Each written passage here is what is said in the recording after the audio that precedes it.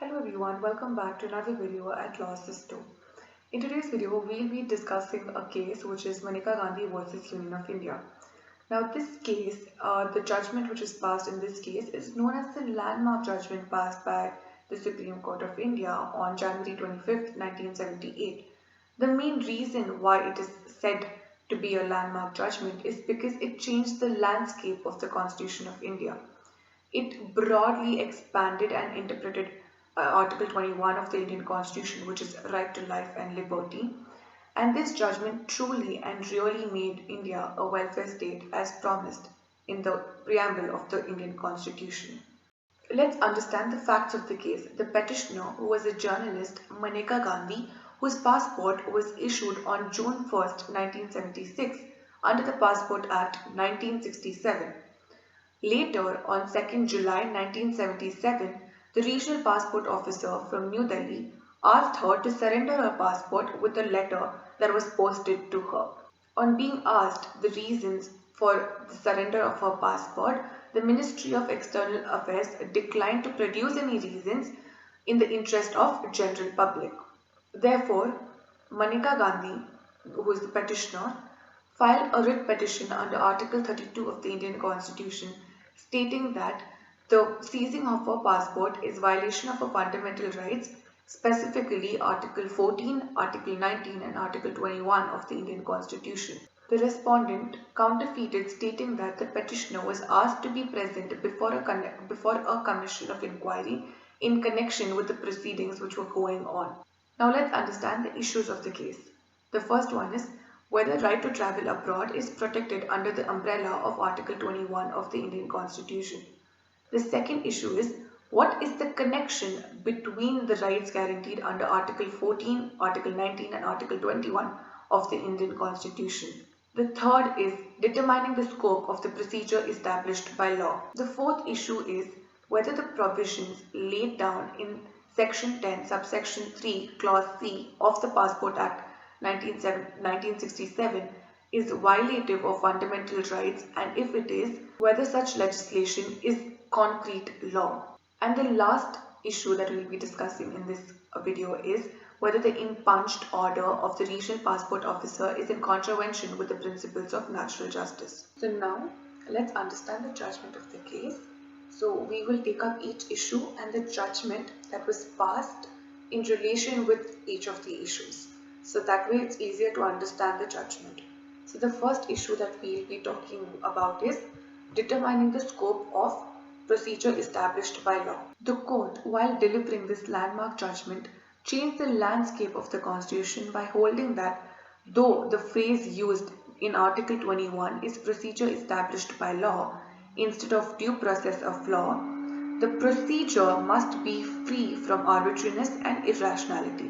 Now, what is this Article 21? Let's just look into that.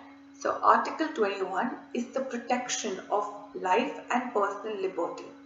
No person shall be deprived of his life or personal liberty except according to the procedure established by law. So basically here when we say procedure established by law, it should be free from arbitrariness and irrationality. Now let's understand the difference between procedure established by law and due process of law. So procedure established by law in layman term, it means that a law that is duly enacted by the legislature and which has to be followed and provided it forms correct procedures.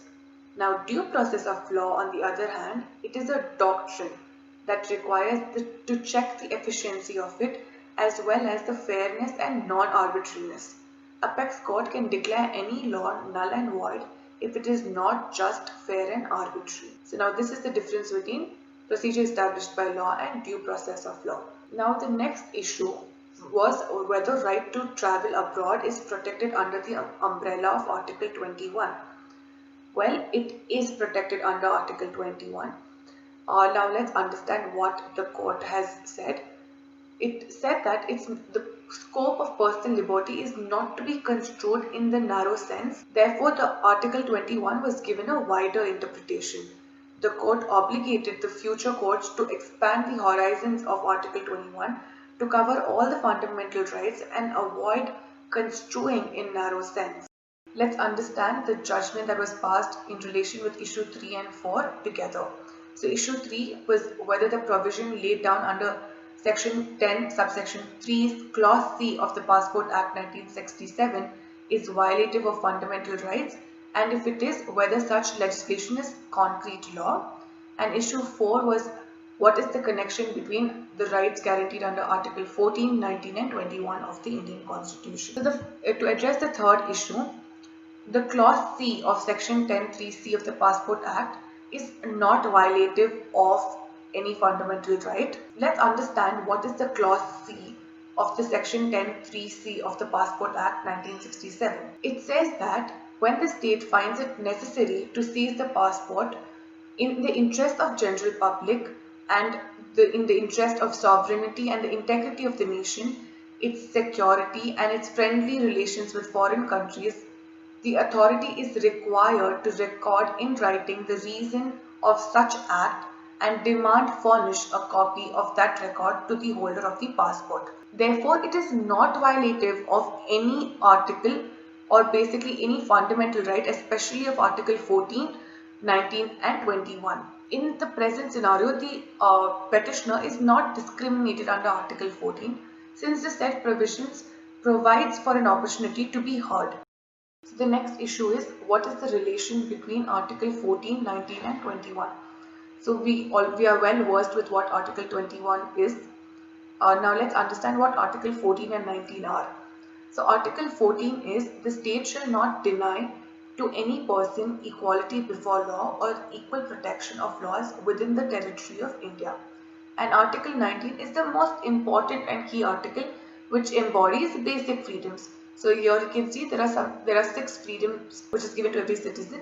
Now let's see what is the connection between Article 14, 19 and 21. The court stated that there is a unique relationship between the provisions of Article 14, 19 and 21 and every law must pass the test of the said provisions. The last issue is whether the impunged order of the regional passport officer is in contravention of principles of natural justice. Well, yes, it is. There is a clear infringement of the basic ingredient of the principles of natural justice, that is audi alteram partem, which means to listen to the other side. So there is a clear infringement of this basic ingredient. So now that was the judgment of the case. Of course, the judgment was of many pages, but this is as concise as I could make it. You need to understand the importance of this judgment because it literally changed the landscape of our constitution. The overruling of A.K. Gopalan's decision was appreciated nationwide, and this case had become a landmark case in the history since it broadened the scope of fundamental rights.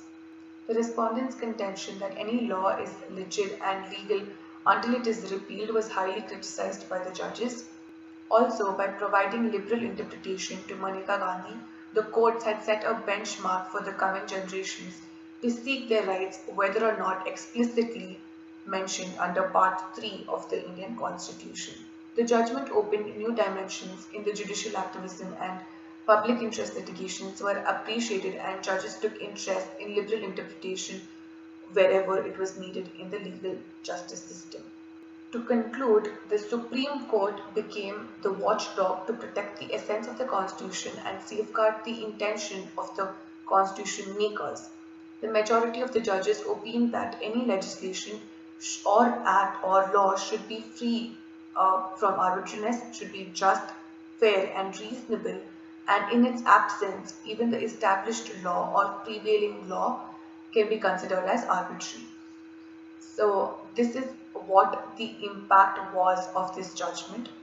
I hope you understood this case. For more such videos, please stay tuned to Law System.